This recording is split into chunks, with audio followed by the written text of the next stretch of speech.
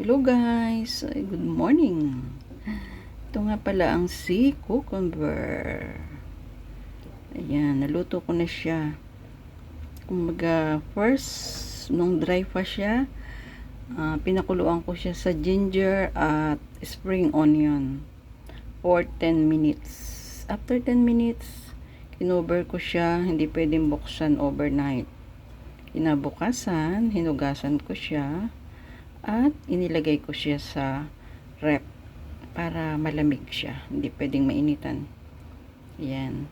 Tapos after overnight sa rep, pinakuluan ko naman siya sa tea leaves at saka sa wine, 3 tablespoon of cooking wine.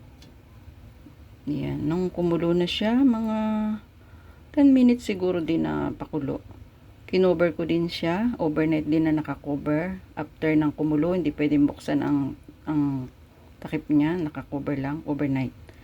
At ngayon, ayan, inalis ko na siya dun sa pinagpakuluan ko ng tea leaves at saka ng wine. Ngayon, ganito na siya kalambot. Oh. Ready to cook na. Kaya sa Monday, pagluluto ako nito with spare ribs and dry mushroom. Iluluto siya sa oyster sauce. Lalagyan mo din siya ng cooking wine. Gigisa mo siya sa ginger. Yan. Tapos pag luto na yung iyong spare ribs, pag pwede nang ahunin siya, lalagyan mo siya ng spring onion. Ang sarap nun guys. So, yan. Yan, ang sarap niya. Diba? Ang lambot niya.